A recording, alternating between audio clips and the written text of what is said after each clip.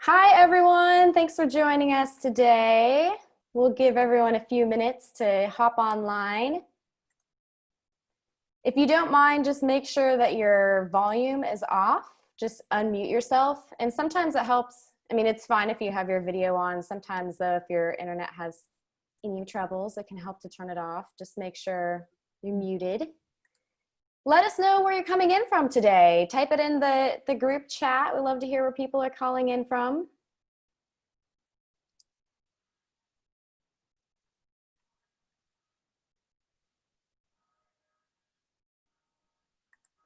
Awesome. Good to have you guys. All right.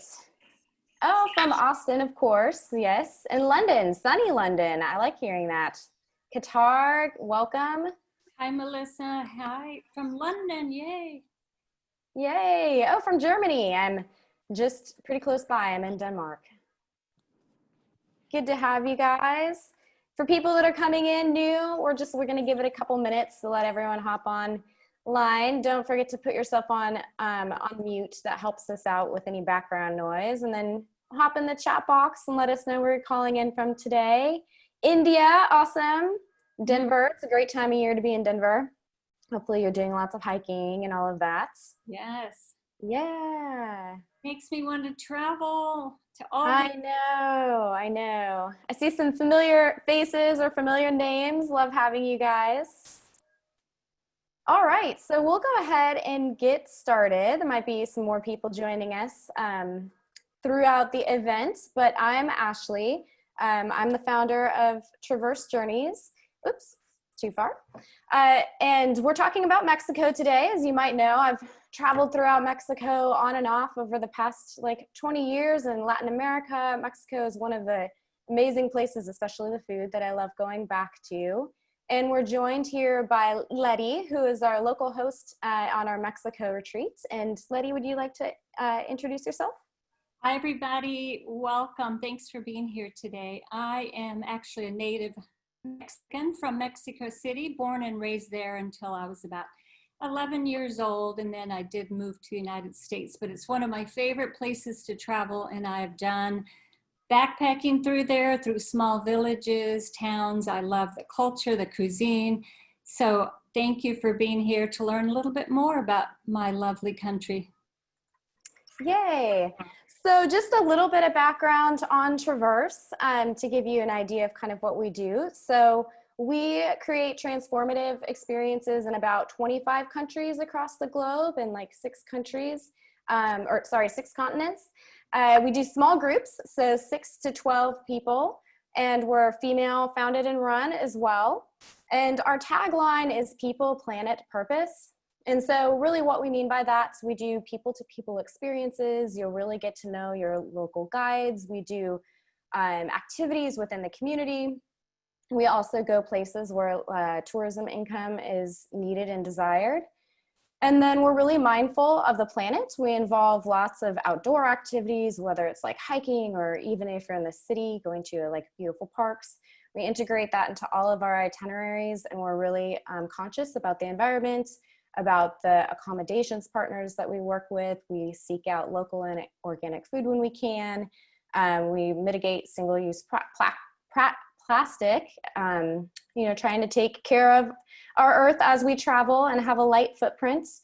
And then also purpose. So we really infuse purpose into each trip and create a meaningful experience, not just for you also, but within the communities that we visit.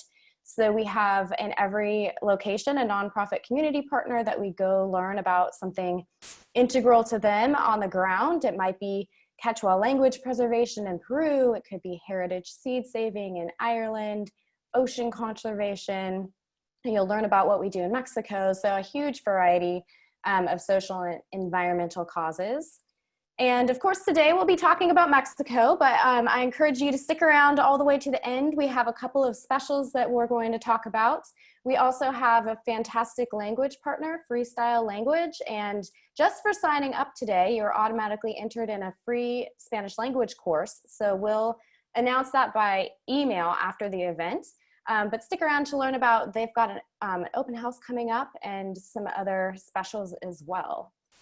So to get started on Mexico, As you guys might know, it's located in North America and also culturally part of Latin America.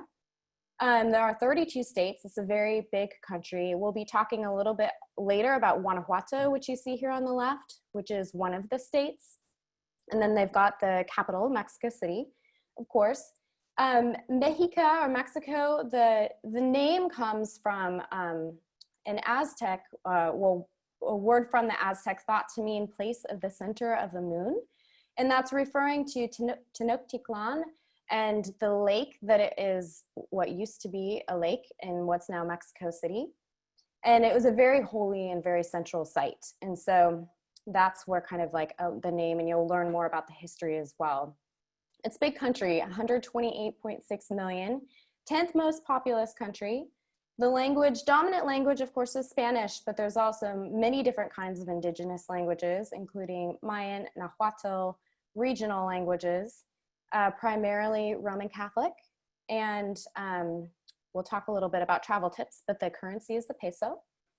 So, of course, today, in time, talking about COVID, everyone, kind of wants to know, like, what is it like to travel in Mexico right now? What's the situation? It has had the third highest death toll, 14% death rate, and seventh highest number of cases. It's around 525,000 right now. The lockdown was not as strict as many other parts of Latin America had very strict curfews and lockdowns. Mexico didn't quite have as much of a federal, but more of a regional approach to that. And so not as many curfews or quarantines on a national level. It kind of became an epicenter of COVID around May, June, and also like testing and healthcare is somewhat limited. Back in March, on the 21st of March, non-essential travel between the Mexico and the US border was banned, like the land border. And it's still restricted at the land border is still restricted to essential travel. It was supposed to lift on August 21st, and they extended that to September 21st.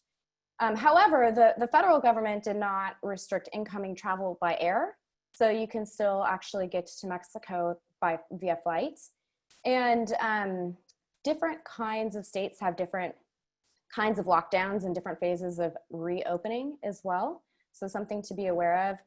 For those of you from the United States, the US has lifted its global coronavirus travel advisory, although Mexico is still at a number 4, like do not travel. If you're not from the US, it's worth checking with your national advisories to see what because different countries have different things. Even if maybe you're permitted to travel to Mexico, you may have to quarantine when you come home. So it's good to check those kind of things before making any plans from your home country. But all that said, from kind of that perspective, we have friends and family in different parts of Mexico, and we've talked with them just to see what their experience has been. And I have friends that live on the west coast of Mexico, and what they've said in their small towns is they actually feel very safe. There's not actually a lot of tourists right now. It's a lot of locals.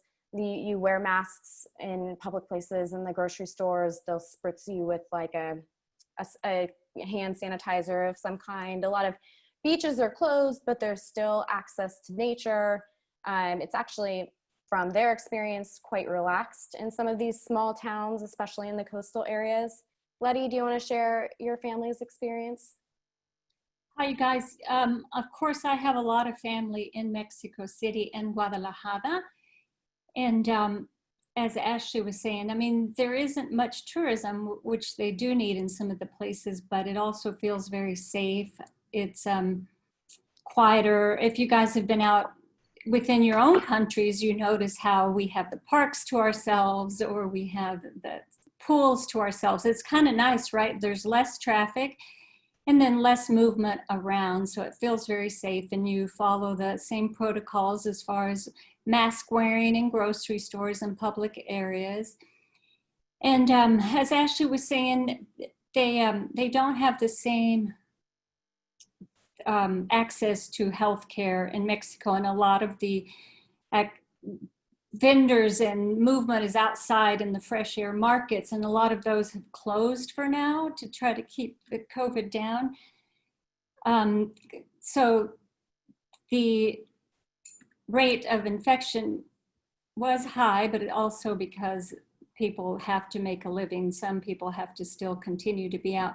But with that being said, I had cousins who just went there and traveled to Acapulco, and they're outside of Mexico City. So they're still traveling. You can still fly there, and they felt really safe and secure within their areas. So, yeah. Yeah, thank you. So if you have any more questions about COVID, we'll be happy to share, to our greatest extent. And also just be keeping an eye out. When I send a follow-up, there's a really great article from a magazine that gives some good information on the state of travel in Mexico right now as well. So I'll share that with everyone. But let's get to the fun stuff. So we'll start by talking about some of the cultures and values. Letty, do you want to talk to us a little bit about that? Yes. So as you know, we just spoke about it. I was born in Mexico City and then have lived in the United States for a while now. But the relationships are very deep and very collective. You stay within your family. It's not unusual to have multicultural, multi-generational families within one home, because you bring abuelita, you bring grandma or tia Maria, you bring them to your house as they age. So it's multi-generational, and you take care of one another as that happens, and it's very community oriented. It's not unusual, again, to have like Thursday lunches, and you invite all your cousins and your aunts and uncles every Thursday, and you get whoever gets together, and you have a big feast for lunch. When there's a birthday, you're celebrating your 25th, 30th, 40th, 50th birthday. Everybody gets together to celebrate, and so it's a lovely, very lovely culture. Also, the collectivist culture where you might share food and you might barter even things. You need some oil, here I need some rice, and so now we're both good. We both have what we need. So that is also a lovely tradition that you'll come to esteem. I really miss that sometimes, being able just to run to my neighbors without an appointment or without having to schedule it 2 weeks in advance and share a meal or share a conversation. And then another thing you might need to get used to, especially some of us that have lived here for a long time and are very used to punctuality and being on time, everything on time. If I said 3 o'clock, it means 3 o'clock. Well, know that in Mexico, it's a little bit more lax. 3 o'clock may mean 3:10, 3:15 p.m. So you need to kind of be able to chill and not worry so much about that. You're on vacation, so just chill and let the minutes just go by. Same thing if you go into a restaurant, it may not be quite what you're used to. If it's service is a little bit slower and they're not going to rush you out of the restaurant. In fact, you may have to ask for the check before. You may sit there with one drink or already with all empty plates, and they're not going to rush you out because they need the table. They're going to let you sit back, relax, and you're going to have to ask for the check so that you can pay and get out of there. But with that being said, also you might think service is a little bit slow, or why aren't they bringing my next entree meal, so be conscious of that and be able to just relax and not take things seriously. After all, you're on vacation, so the timelines are a little bit more of a suggestion. And if it's something you really, really need to get to, don't worry. If you need to get to the airport, you will get picked up on time. Yeah, the things that matter the most, for sure. The things that matter, that's right. The rest, yeah, sit back and relax. Absolutely. So we wanted to start out just by taking you on a little trip of ancient history in Mexico, because there's like 10,000 years worth of history in this region. It's really, really fascinating, and so much to learn over time. So we're going to give you a really kind of broad overview. But there's a number of different ancient civilizations. So Mesoamerica is kind of the word that we use to include like the part of North America that's Mexico going into Central America. And starting back in around like 8000 BC is when plant cultivation started, including squash, which becomes very important. The Olmecs, which you can kind of see in the middle of this map here, is the first major civilization in that region. They're known for pottery. Like I mentioned, the cultivation of squash, beans, and maize or corn started in that era as well. And then there are many other smaller groups. You can see the Zapotecas, Teotihuacan, the start of the Mayan at this time. So the Mayan, which you may have heard of that population before, they kind of peaked, or they started around in the 500s. It started growing in the 500s and peaked their civilization, which ended up collapsing around the 1100s. But they had a big span of time in which they built a number of ruins. And so you might recognize some places like Palenque or Chichen Itza or Tikal, which is in Guatemala. They also expanded into Belize. There's some really beautiful ruins in Belize. And these are like the pyramids, and these are kind of all the same era of pyramids through all of this time as like the Egyptians as well, and the Inca in South America. So it's really incredible sites to see and to learn about. There were also around the 600s, the Toltecs, which were known for their armies also. And then the Aztec are the ones that came, that rose like in the 1400s in the Central Valley. And when we talk about the Central Valley, we're talking about like kind of the Mexico City area. The lake that I mentioned with the name that Mexico comes from, that's what is today's Mexico City, that used to be this huge lake and marsh area. And all of kind of these tribes that I'm mentioning too are known for their hieroglyphs and their pottery. The Aztec had a massive empire. The language was Nahuatl. And in economy and religion, they were masters of the natural sciences. So like astrology and alignments with like the stars and the sun and the moons. It's really fascinating to learn about that, how they integrated that into their agriculture, into their society, into their kind of whole cycle and approach to life. And so it was during the time of the Aztec in which the Spanish encounter happened. So the first European to encounter the Aztec was Francisco de Cordoba. He came via Cuba. He had been on other missions and came from Spain to Cuba to Mexico. And in 1521, the Aztecs were attacked by Hernan Cortez, who had an army, and that was followed by an influx of Catholic missionaries to convert the indigenous population. The whole period, the whole time, was a very bloody conquest. There's a famous legend of the Aztec captive, Malinche, a female. She was Hernan Cortez's translator and mistress. And also the Spaniards were originally greeted and welcomed by the Aztec because of the resemblance to Quetzalcoatl, which was an Aztec god whose return was prophesied. So if you're interested in history and as well as legend, I really encourage you to read on this. It's really fascinating, and it's really helpful to understand more of Mexican history. We'll be talking about Diego Rivera, the muralist, a little later on. And his murals really depict all of these stories, and it's a really like amazing visual way to see the history of Mexico. So if we fast forward a few hundred years, that is, to 1810, that's when Father Miguel Hidalgo had the Grito de Dolores, that's like the cry of Dolores, where he called in a famous speech for independence, and he incited rebellion. And so that followed like an 11-year war in which independence was achieved from Spain. And so September 16th is the day that we celebrate Independence Day in Mexico.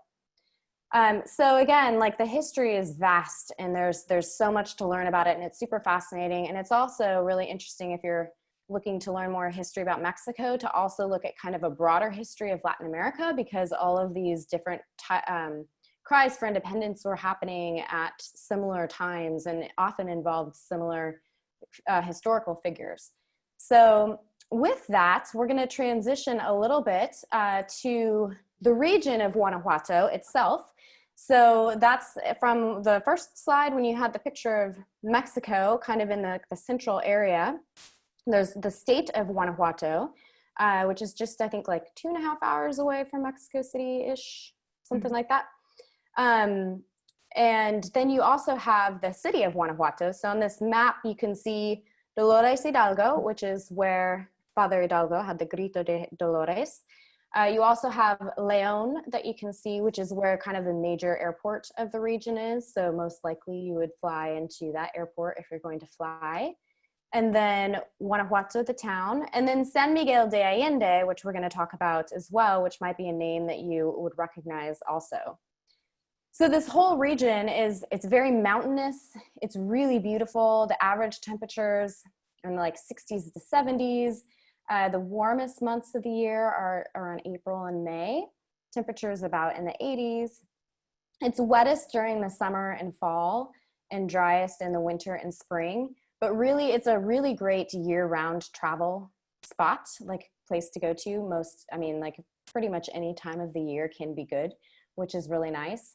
And as I mentioned, it's the birthplace of Diego Rivera. These are some pictures from his murals in the Palacio Nacional, which is the National Palace in Mexico City, which you could spend, I kid you not, like a whole day, because these murals are so incredibly detailed. They have all of like the figures. You can see kind of like the eagle and the snake on the top here. Like they all have significance. Each person or animal, or like there's very symbolic, a lot of history. So if you make it to Mexico City, this is worth seeing. But also he was born in Guanajuato. So that's really something kind of cool to see. It's a pretty small museum. His where he was born is now a museum, but it gives you some really good appreciation for his artwork. He also actually has a couple of, it's in one in California and one, I think it's in Detroit, where he also has murals in the United States. But also just a few other things about Diego Rivera. You might be familiar with Frida Kahlo, who was his lover. They have a whole story, and he was a revolutionary. He brought to light, like I said, the Mexican and North American history, but he also included a lot of like radical political views. This is like in the 30s, 40s, 50s era, political discourse. So something really fascinating to do some research on this. Again, if you're interested in like history and art in Mexico, he's very integral to the story of Mexico and just knowledge about the region. So we'll take a little bit of time to talk about like what we do as far as our trip in Mexico. So it's such a big country. There's so many places that you can visit. We're just focusing on Guanajuato because that's like where the area that we specialize in for this particular trip. But by all means, we're happy to help answer questions on other areas if we know. Like I said, it's a big country. But for our itinerary, it's based in San Miguel de Allende. We do two versions, actually. So one is a group trip. The next one coming up is in March 2021 with Letty, who's on the phone with us. And it's a yoga and cooking focus. But we've also recently released self-guided options, meaning you can pick your dates and go anytime, which is great. You don't necessarily have to include yoga. Someone on the call today had asked about Spanish lessons. You could definitely integrate Spanish lessons. So we've done the structural components of the trip for you, and then you can pick your dates and kind of make it a little more customized to your liking. But for either way, we focus on, we do cooking on this itinerary. Like I said, we base in San Miguel, but you also get a chance to go to Guanajuato. We also have a focus, since we're focusing on cooking, it makes sense to also highlight sustainable agriculture, because there's a lot in that region and it's really fascinating to learn about it, but also you get to learn the traditions, because being such, again, a big varied country, you're going to have a lot of different cuisines and different influences based on what grows in the region, based on the seasonality of what you're cooking with and what you're consuming. And it also has a really positive impact on the local economy and the land. So that's kind of the basis of our itinerary. And of course, lots of time for R&R, because it's just a relaxing place to be. So Letty, do you want to talk to us a little bit about the accommodations where we stay? Yes. So I hope you come along to San Miguel with me. These are actual pictures of our accommodations, and they're lovely, lovely. I usually don't run the same trip twice. I like to go to other places and explore on my yoga retreats, but I love San Miguel so much. And it's so convenient, so easy, that we decided that I would do it again.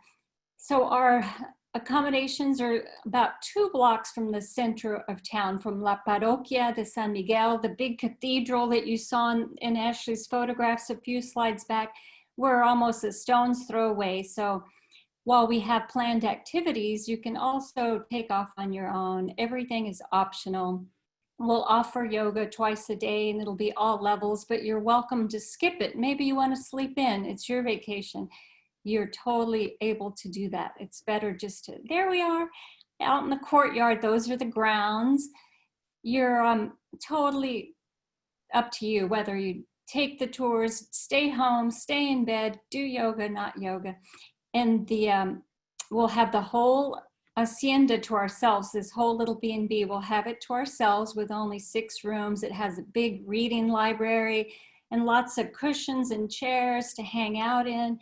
You have made to order breakfast every morning, including some traditional breakfast options like huevos rancheros and huevos borrachos, which are just some eggs with sauces and tortillas. You'll learn more. There was also one called birds in a nest with potatoes kind of and a fried egg on that. So we have lovely breakfast. Everybody's welcoming, and it's just beautiful. You can walk around these grounds. It's all very lush, and there's a pool, which you saw earlier in that slide. Ashley, you want to go back to one slide back? Yes, there you go. So there's our pool, and that's actually a room in the back. That room overlooks the pool, and that's one of our little sitting areas. And then just to the right of where those chairs are, there's a big library you can borrow books from and or bring your own. Just sit and read. Also outside these doors, they're big sliding glass doors. You can sit out on the balcony, and there's a garden below. And they do produce some local produce, which we use, tomatoes, and they have chickens, but it's just a small one. And then a photograph of the room. So it's just lovely. One of the things I enjoyed the most about it is that it was so close to town. And then cooking, you want me to go on to, I think perfect. Our second day, we have a cooking class with the local chef, and they're incredible chefs, dynamic personalities. They're all bilingual. And our first experience starts with a trip to the local market. So we all walk together to the local market where they're introduced to us to maybe a lot of new spices and produce that you might not know, like nopalitos, which is the cactus, different chilies and tomatoes and corn. And you'll have a chance to sample everything as we walk through there if you feel like you'd want to. So once we're armed with all this nice produce and vegetables and fruits for our class, we walk back to our hotel, and we'll cook a meal all together. It's hands-on, but some people opt to just watch and have a glass of wine, while others want to get in there and peel and dice and cook. They'll run us through the recipe, what we're making. It'll be all local recipes, but we can alter it. Yeah, not too spicy, don't worry about that. And if you're vegetarian or vegan, we'll definitely be mindful of that. But that was one of the best experiences because you learn some new cooking tips and recipes, and not only that, they just have great personality. You feel like you're part of the family, the culture. The kitchen is spacious with lots of burners and benches, and so it's an awesome part of our yoga retreat. And Humberto asked if tequila was involved, and it certainly can be. Maybe some mezcal in there too if you're getting really crazy. I know tequila because I know somebody coming on the trip already. So yes, tequila, wine, if you can drink, not drink, everything is pretty much optional. We want you to feel comfortable. We want you to feel supported. So yeah, it's your vacation. Yeah. Yeah. It's really great. And when we do this in the self-guided option too, the menu is very adaptable. So if there's something like, I really want to learn how to make mole, for example, which is what is in this picture, it's almost like a curry. There's like 20 or more ingredients. We can really adapt. The chefs that we work with are phenomenal, and you'll learn really amazing cooking techniques you can take home with you. And of course you get to eat the food as well, which is the great reward and just the experience of it.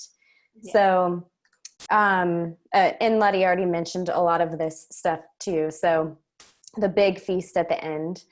Another of the cool things, so that kind of ties into the cooking that we do, is on the trip visiting the botanical gardens. San Miguel has a really beautiful botanical gardens. And again, it's this kind of like mountainous, semi-arid climate. So you have these different kind of cacti. And we include the entrance, and then you can also, with the group trip, we do a guide who knows all of the plants themselves. And so you learn their like ecological and their cultural and medicinal importance. And of course, the money paid goes to support the botanical gardens, which is really great because it's such a good piece of the community there. And it also ties in with kind of the sustainable agriculture that we learn about on the trip. So you'll learn a lot about that as you're like in the market and doing the cooking. But we also visit our nonprofit partner there called Via Organica. And this is, you can see Letty and some of the clients from last year playing in the agave and the sunflowers. But they're a really phenomenal farm that has all kinds of native plant species. They also do a lot of work in the community educating about sustainable agriculture and agricultural techniques and how to preserve the land. And you'll learn about the different kinds of indigenous species like corn, maize, that goes way, way back. I mean, there's hundreds of years of corn, thousands of years of corn cultivation. Amaranth, for example, which is what you see in this picture. I had mentioned maize and squash and beans, and it's also known as like the Holy Trinity, because first, the way that it grows together with the way that the beans bring nitrogen to the soil, which allows the other plants to grow. It's a very like symbiotic relationship in their growth. But the other thing about corn, squash, and beans that's interesting is they together contain all the amino acids, the building blocks of protein that you need in your body. So like if you're a vegetarian, like this contains a complete protein for you. And if you look at Mexico and kind of like the Mesoamerica region historically, before the Spanish came, they did not have like large animals to consume. Like if they did consume meat, it was very small, like small poultry or game or, small animals. And so this is a major building block of the diet, this and the idea of this kind of Holy Trinity growing together. And then, of course, you'll see all the different kinds of chili and herbs and spices. And then this farm also does seed saving, which is very important to preserve heritage grains or heritage seeds of all the different plants as well. So I mentioned earlier, too, that we take a day trip to Guanajuato. I kind of talked a little bit about the Diego Rivera Museum. It's about an hour and a half away from San Miguel. So if you go on the group trip, we take a van all together. If you do the private self-guided version, you have an option. If you would like private transit, you can do it that way. There's also really good and easy public transit that you can take. Just depends on how much you want to spend for that. But you can see the funicular, like a kind of cable car, like you get a really great view of the city. Guanajuato is cool because it's very different than San Miguel. San Miguel is more of like a grid format. It definitely has a lot more expats. I mean, it's a great place to visit, but you get more of an expat feel. There are a lot of retired Americans, or I think like Australians and other English speakers that live in San Miguel, and it brings part of its charm too. But Guanajuato is these like windy cobblestone streets, and you can see a lot of Spanish architecture and influence, and a lot of Mexicans travel here like as a vacation tour spot as well. There's a really fabulous market to go to for like fresh made cheeses and tortillas and salsas and all kinds of good stuff. They also have the Mummy Museum, which has actual mummies. Is kind of interesting how those are preserved, and can learn a little bit about that if it's not too scary. So it's a great little day trip to go to. So that's something that we are excited about. Here's a couple more pictures that you can see of Guanajuato, just super pretty. You can stop for a good coffee or some ice cream. Actually, that region has really good ice creams. And then back in San Miguel, just some of kind of our favorites. Just the streets are so colorful. You can kind of just walk and wander all day. There's these beautiful street murals, like huge murals. There's art galleries and pottery and painting. In our itinerary, we include breakfast. We have the cooking class, like a welcome and a farewell dinner. But we also leave you with time to eat on your own because there's just great little restaurants. There's actually some really good hotel restaurants, like the local hotels that do these nice little, they have these little like atrium areas where you can have a really nice meal and a good experience. I think, Letty, you guys went to a winery last time, right? I didn't, some of it. Oh, okay. So some of the group last time found a winery. They just raved about it. They had a really good time. So it's one of those towns that you don't want to overplan because there's just little cool stuff that you want to do and to see. So I just saw one of your notes about the perennial plant amaranth. Thanks for answering that. But yeah, it is a perennial plant. Amaranth is actually kind of an ancient grain in Mexican cuisine. It has a really, if anyone is familiar with quinoa, kind of like there's some resemblance. I don't know that they're related, but like the look of it is a little bit related. It has a very nutty flavor to it too. So little tangent because I just saw the note on amaranth. Okay, so Letty, do you want to give us some Mexico travel tips? Back to San Miguel, yeah, great shopping and food, and like Ashley said, we give you plenty of time to walk around because we want you to explore. One of our next to last nights, we all decided to have dinner on a rooftop. The rooftop restaurants and bars are famous in San Miguel. You climb up to the top and you can see the whole town from above, and it's just gorgeous usually, and there's lights everywhere. It's just a very beautiful town, and you can easily walk through there and feel comfortable no matter what. Walking with somebody, but you'll feel safe. So when we go in March, for those of you that come with me, it's going to be cool at night. As Ashley said, the average temperatures are in the 70s. The most it ever gets are in the 80s. So it's so nice, especially if you live in a hot climate, just to get away. And I would pack layers as far as your nice cotton and then a sweater on top and a windbreaker in case it rains. We won't be at the rainy season, but if so, and usually even if it rains, it's going to be just a morning shower or evening, and then it'll clear off, the sun will come back out. So lots of layers like you would for other trips. And Ashley talked about the peso, and it fluctuates. It's strong, though. The dollar is strong to the peso right now. And as we mentioned earlier, there's a lot of indigenous cultures and groups of indigenous Indian ancient cultures all within Mexico, all through Mexico. You could spend years in Mexico and not see all the beauty and the history. But with that being said, there's a lot of good shopping. The textiles, the woven textiles and embroidery, the ornate wood carvings, all that. So bring some money for shopping. And a lot of places will take credit cards, but you'll want to have cash as well for some, for tips and smaller items and things like that. And I'm going to jump in with a couple quick, because we get this question a lot. So ATMs are generally pretty easy to come by in a place like San Miguel. At the airport too, generally speaking, it's always a good idea to go to a bank to an ATM. A lot of times you can kind of walk in the foyer area and there's an ATM. It tends to just be a little bit safer.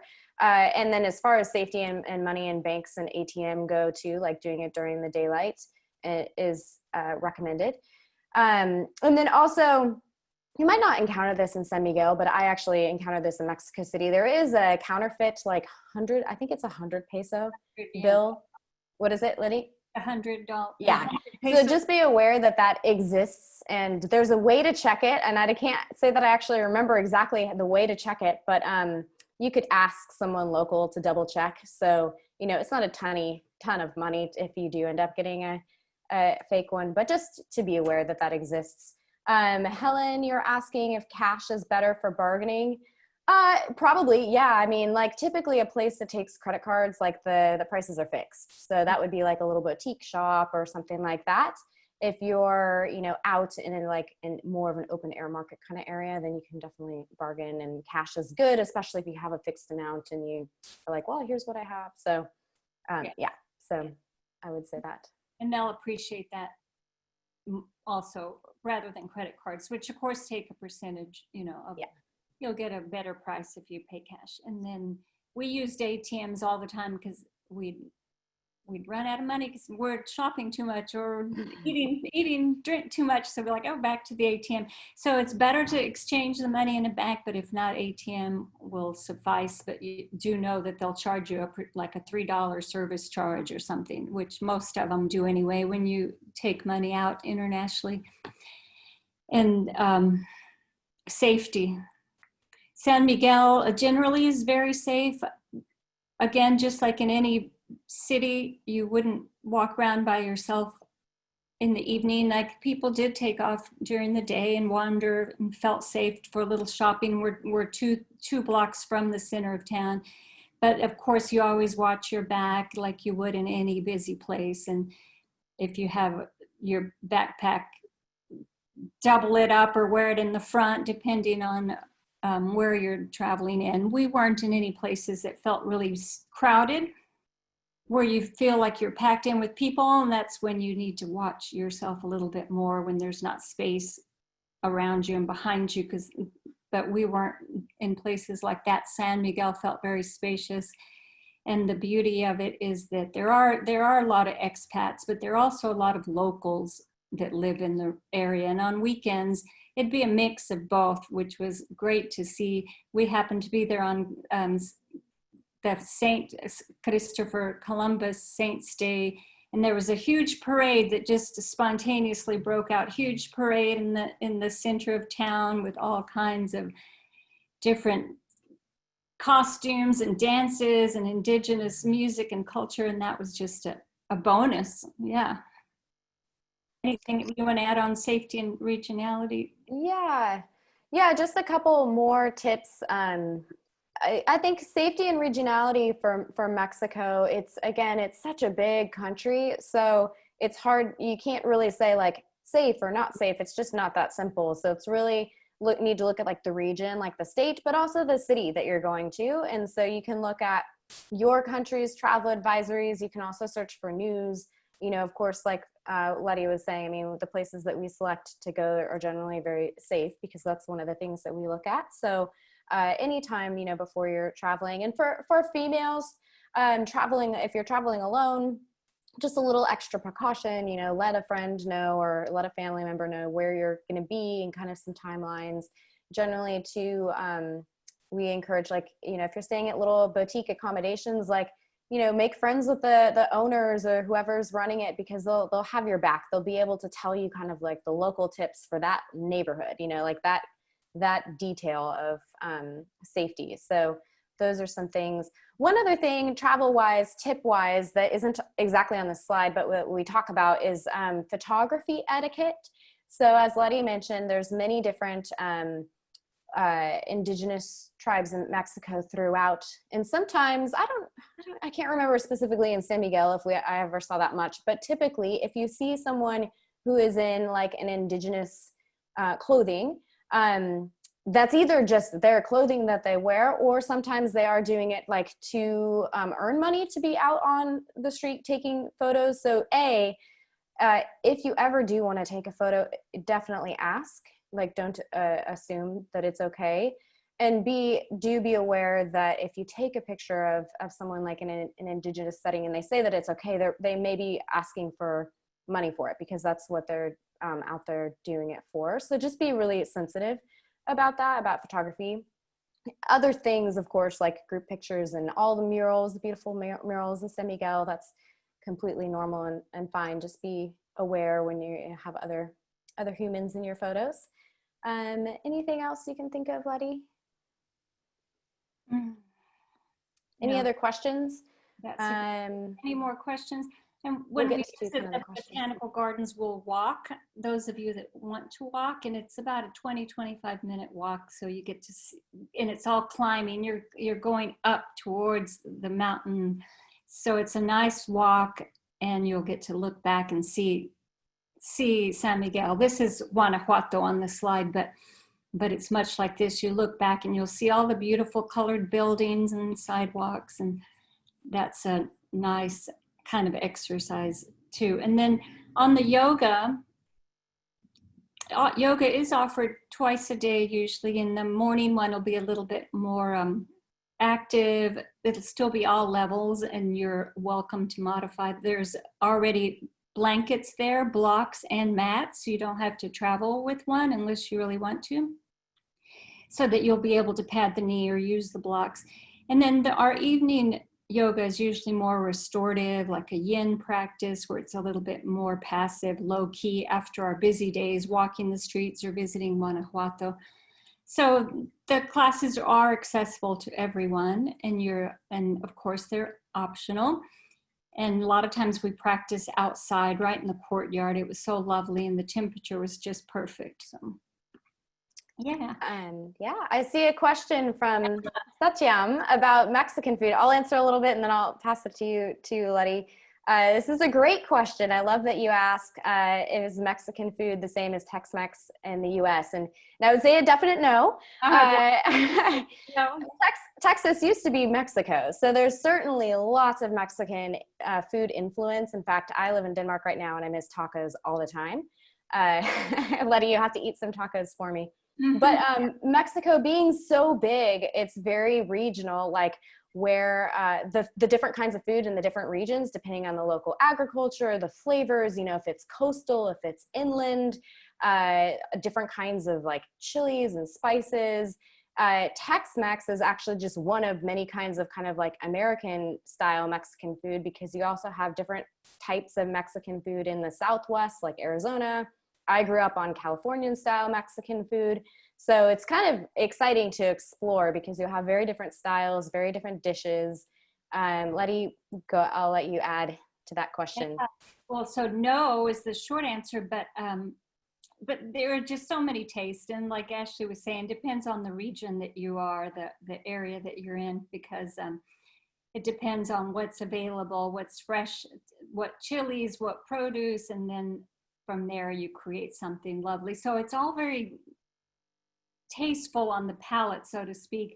All these different tastes, some may be spicy, some sweet, some a combination, and very what's the word, like pops in your mouth kind of taste, you know, that you can differentiate between the different tastes. So compared to a Tex-Mex food that's more like, just as the name sounds, kind of Americanized without all the fresh flavors and tastes. So it's a treat. It's a treat, whether we eat in a restaurant or eat in our bed and breakfast, just all these different tastes that pop in your mouth. And when we go to the market, you'll get to sample things and smell them and see how they grow. Same thing with our agricultural expedition out to you'll see all these things. And so, yeah, good question. It's a good question. And also just pretty broadly, like different parts of Mexico are known for different things, like the street tacos in Mexico City, or just like kind of like there's a specific style that they do there. The seafood in the Yucatan Peninsula, there's like certain flavors that are really common. The region of Oaxaca, if you're familiar with that, is known for its moles, which is like a curry. I mean, it's all these ingredients. There's these different colors. Actually, if you look historically, something really kind of cool and interesting, as a generalization, like corn is indigenous to the Americas. And so corn tortillas are like what's traditional, but the Europeans brought wheat over, which started like flour tortillas. So you tend to see flour tortillas in maybe more the northern regions where the Spanish influence was heavier. And then as you go farther south and into Central America, you tend to see more of the corn. So again, a great question. Could talk about it all day. I know. Any other questions? You're welcome. Okay, so before we head out, so if you are interested in joining our group trip, please, we'd love to have you. It's in March, and here's a little code, and I'll also email you guys a follow-up and have this in there so you don't have to memorize it. But I mentioned also something special. So we have a really fabulous language partner. If you're interested in learning Spanish, they also do French and Italian as well. But we'll be drawing somebody from everyone who registered today to win a free course with them. So you'll be hearing from them if you're the winner. And also, just for being part of Traverse and for joining us on the webinar, you can also have a 10% off discount if you are interested in their courses, their 12-week course. They've moved everything virtual now, and not just because of our COVID world these days, but also because it's really just a great learning tool. They have a very interactive style and a very solid sound methodology to their language teaching. So they have a virtual open house coming up soon. So it'd be great if you're interested in attending and just curious like what their style is like.